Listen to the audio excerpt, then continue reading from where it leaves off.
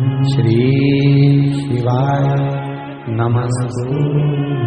जोड़ने से अच्छा एक काम करो, बस 108 सरसों के फूल उठाओ, शंकर जी का उद्धतेश्वर महादेव का नाम लिखो और छोड़ दो, शिव जी के ऊपर एक एक कर चढ़ा दो, वो ठेका तुम्हें ही मिलेगा, वो काम तुम्हारे पास ही आएगा।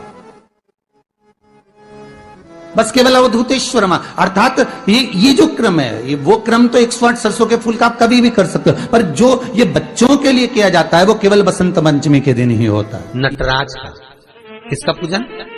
नटराज का। क्योंकि वीणा देवी को, सरस्वती को भी अगर कोई स्वर प्रदान करता है, माता सरस्वती को यदि कोई नृत्य प्रदान कर रहा है, माता सरस्वती को यदि कोई वीणा में स्वर प्रदान कर रहा है, माता वीणा वादनी को अगर कोई वीणा सिखा रहा है, माता सरस्वती को नित्यांगना सिखा रहे हैं, तो वो नटराज भगवान शिव सिखा रहे हैं।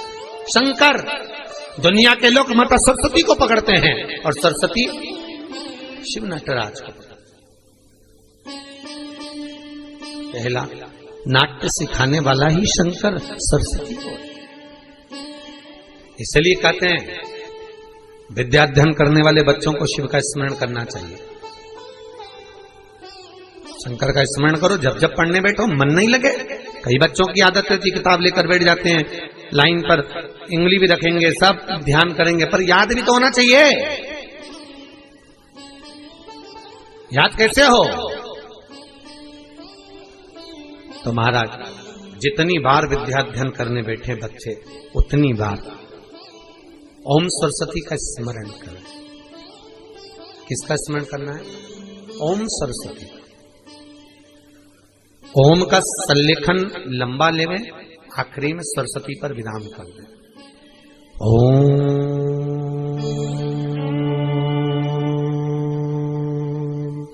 सरस्वते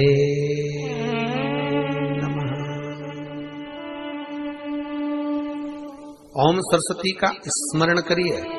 5 बार बोलने के बाद बच्चा खेलते हुए भी अगर किताब में एक लाइन भी पढ़ लेगा तो वो बच्चा उस लाइन को कभी जिंदगी में भूल नहीं सकता, भले वो उस क्लास को पास करके आगे की 10 क्लास में क्यों ना पहुंच जाए, भूल नहीं सकता। सरस्वती जी का एक नाम शारदा है। क्या नाम है? जम के बोलिए जरा। शारदा। ये शारदा नाम कहां से पड़ गया?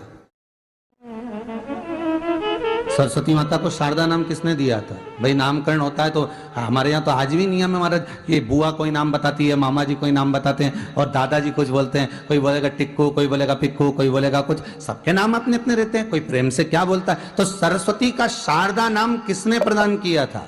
माता सरस्वती को शारदा संबोधन किसने दिया था? माता सरस्वती को शारदा का संबोधन किस समय पर प्रदान किया गया था? जिस समय पर शंकर और पार्वती भ्रमण पर निकल रहे थे और भगवान ब्रह्मदेव सरस्वती को ढूंढ रहे थे, और माता सरस्वती को ढूंढते हुए ब्रह्मा जब भगवान शंकर की साक्षी में पहुंचे हैं, तब भगवान शंकर से ब्रह्मदेव ने कहा, आप कहीं सरस्वती को देखें तो मुझे भेजिएगा, मेरे पास में भेजिएगा। शंकर भगवान ने उसी समय पार्वती से कहा, पार्वती, जैसे एक स्त्री जो पतिव्रता धर्म का पालन करने वाली है, एक नारी पतिव्रता धर्म का पालन करने वाली होती है, पति को परमेश्वर मानने वाली होती है, पति के चरणों का रसतत्व ग्रहण करने वाली होती है, तो वो पर पुरुष का स्मरण नहीं करती।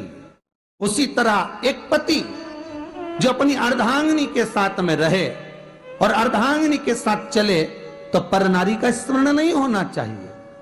तो एक काम करो पार्वती, तुम उस सरस्वती को बुलाना प्रारंभ करो। अब पार्वती जी ने कहा, सरस्वती तो मेरी बहन जैसी है, सरस्वती तो मेरी सखी जैसी है, अब मैं उसको अगर बुलाऊं, आवाज दूं, अच्छा नहीं लगेगा। तो माता पार्वती जब ढूंढते ढूंढते ढूंढते ढूंढते शंकर भगवान के साथ में भ्रमण करती करती पहुंची, तो क्या देखती है माता पार्वती कि एक सरोवर के पास में माता सरस्वती बैठकर सरोवर में अपना मुखाग्रविंद देख रही थी। श्वेत वस्त्र था मेरा माँ का और बड़ी सुंदर गले में माला पहन रखी थी माता सरस्वती ने, और एक सरोवर में माता सरस्वती अपने मुख को जब निहार रही हैं, उस दर्पण के भाव में अपने प्रतिबिंब को देख रही हैं, तब उस समय पर माता पार्वती ने कहा, शारदा, सरस्वती को लगा कि मेरा संबोधन ये किसने कहा, पलट कर देखा। सरस्वती ने कहा, पार्वती तुम?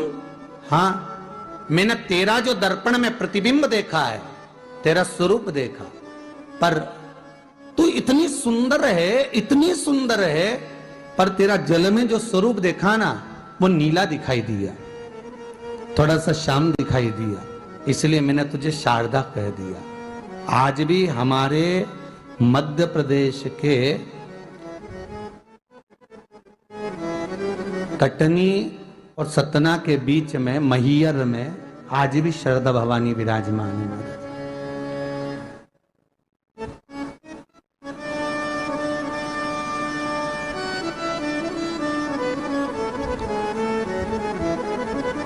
धार जिले में जाएंगे तो बाग क्षेत्र में मां बागेश्वरी, मां शारदा आज भी विराजमान। कहा, सरस्वती जी पूछी, पार्वती तुमने मेरे को शारदा क्यों कहा? क्योंकि तेरा जो प्रतिबिंब था वो श्याम नजर आ रहा था मुझे।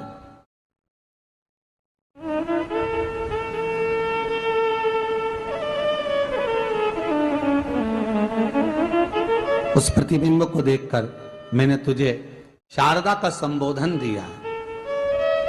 तुम्हें ब्रह्मा जी बुला रहे हैं। सरस्वती ने कहा,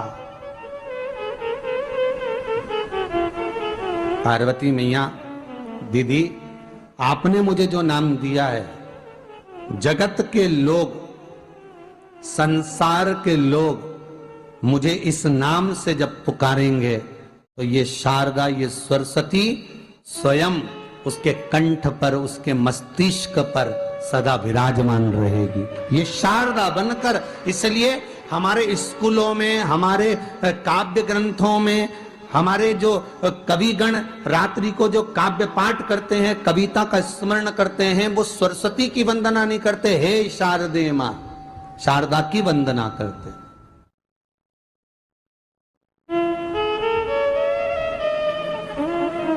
कभी आपसे कोई पूछ ले कि शारदा नाम पार्वती सरस्वती का कब पड़ा, तो आप बता सकते कि ये माता शारदा नाम कोई सहज नहीं है। मां ढूंढने के लिए जब निकली, ब्रह्मदेव के कहने पर भगवान शिव के साथ भ्रमण करती। नाम का उच्चारण कोई सहज नहीं होता। कोई देखता होगा, दादाजी ने अगर किसी का नाम कुछ रखा है तो कुछ सोच के रखा होगा, पिताजी ने अगर कुछ रखा है तो उसके मन में कुछ आया होगा तो रखा होगा, मम्मी ने अगर कोई नाम रखा है तो उसने कोई विचार कर कर रखा होगा। कोई नाम अगर किसी का रखा जाता है तो उसके अनुकूल रखा जाता है कि हो सकता है कि वो नाम की क्या उसके मन में चल रहा होगा।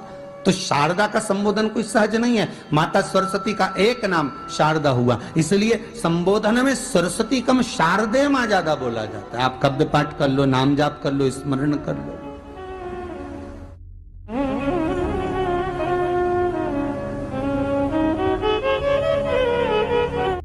हम बच्चों से कहना चाहेंगे, छोटे छोटे बच्चों से, आप माता सरस्वती की आराधना करा करो। मेरे बच्चों से निवेदन है, कभी जिंदगी में अगर मौका मिल जाए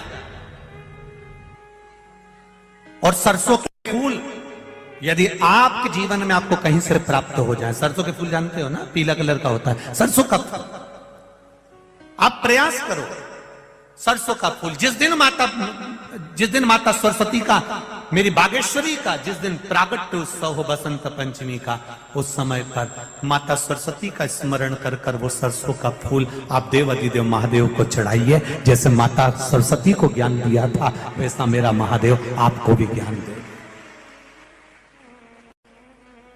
वो सरसों का फूल आप देव अधिदेव महादेव को समर्पित करें। कई जगह पर आम के जो झूमर होते हैं वो, कई जगह पर सरसों का पुष्प, सरसों का फूल वैसे शिव महापुराण के अनुसार अगर अपन देखें तो बड़े रोग में भी कारगर होता है। जिसको कैंसर जैसा रोग हो जाता है या किडनी लीवर जिसका डैमेज हो जाता है, इसके लिए हमने पहले भी कथाओं में वर्णन किया है। बसंत पंचमी का दिन, महाराज सरस्वती का दिन, जिस दिन जो बच्चा पढ़ने में कमजोर होता है उसके हाथ से बसंत पंचमी के दिन सरसों के 31 फूल शंकर जी को चढ़ा दिए जाते हैं तो बच्चा पढ़ने में अव्वल निकल जाता है। उसके बच्चे को कभी नहीं कह सकते कि पढ़ने बैठ, वो खुद बैठेगा। केवल आज बसंत पंचमी का दिन, एक ही दिन चढ़ता है। और बाकी के सरसों के फूल आपको मालूम है कि रोग मुक्ति के लिए तो होते ही हैं। ये तो आपको पहले भी वर्णन किया महाराज कि जब कोई एकदम रोग आ जाए और डॉक्टर एकदम बोल दे कि ये रोग भारी आ गया है और इसकी जांचें जाएंगी और फिर ये कुछ भी हो सकता है, तो क्या करा जाता था कि 108 सरसों के फूल लाकर तुरंत शंकर भगवान को चढ़ाए जाते थे महाराज।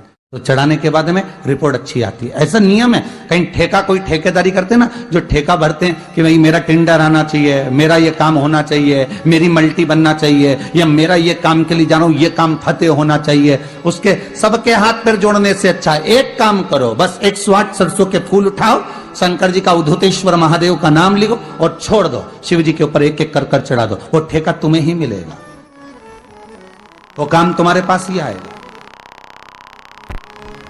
बस केवल अवधूतेश्वर अर्थात ये जो क्रम है, ये वो क्रम तो 108 सरसों के फूल का आप कभी भी कर सकते हो, पर जो ये बच्चों के लिए किया जाता है वो केवल बसंत पंचमी के दिन ही होता है। जब आपका बच्चा एग्जाम देने जा रहा है, पढ़ाई करने जा रहा है और पास नहीं हो रहा है, या उसको आपको लग रहा है इसने पढ़ाई नहीं करी, पास नहीं होगा, तो शहद, बेलपत्री की बीच वाली पत्ती पर शहद लगा लीजिए और शंकर भगवान के शिवलिंग पर जाकर उसको बच्चे के हाथ से चिपकवा दीजिए।